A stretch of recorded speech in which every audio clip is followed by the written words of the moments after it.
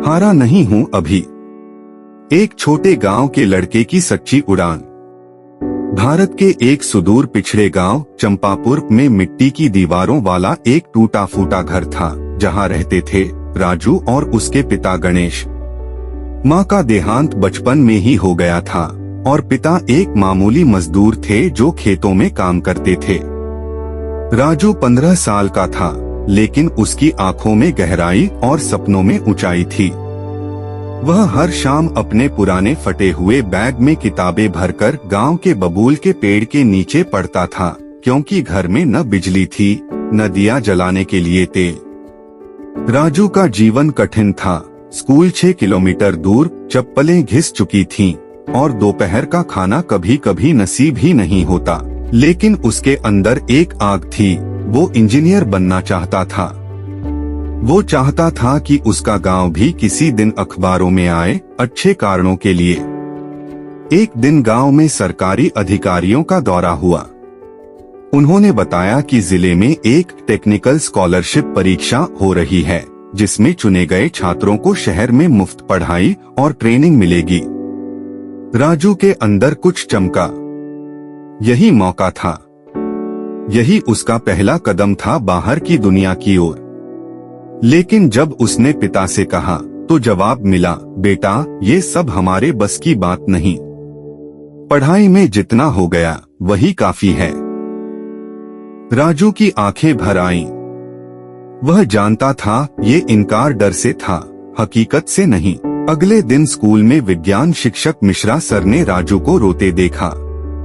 जब पूरी बात सुनी तो मुस्कुराते हुए कहा, राजू ये दुनिया उन्हीं की है जो कोशिश करते हैं।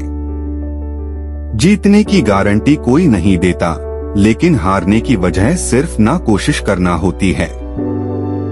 मिश्रा सर ने उसे पिछले वर्षों के प्रश्न पत्र, नोट्स और पढ़ाई का समय तालिका बना दी। अब राजू दिन रात पढ़ने लगा।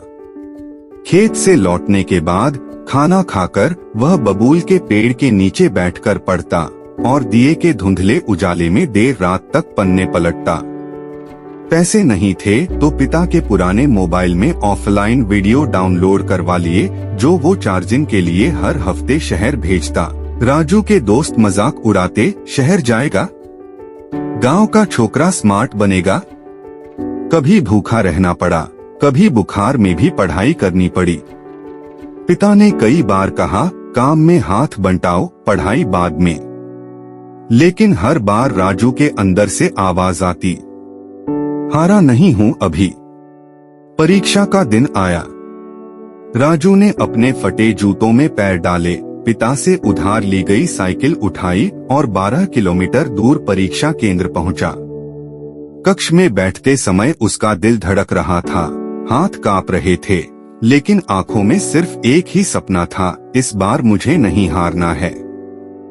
परीक्षा के 2 महीने बाद गांव में डाकिया आया। राजू के हाथ में एक लिफाफा था। कांपते हाथों से उसने खोला।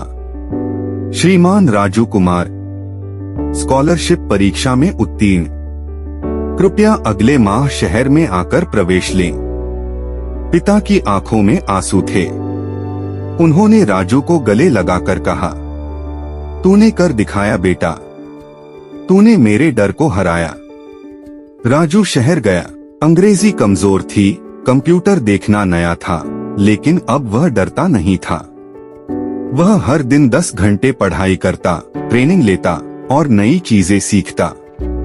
3 साल बाद राजू ने एक बड़ी टेक कंपनी में नौकरी पा ली, एक इंजीनियर बनकर।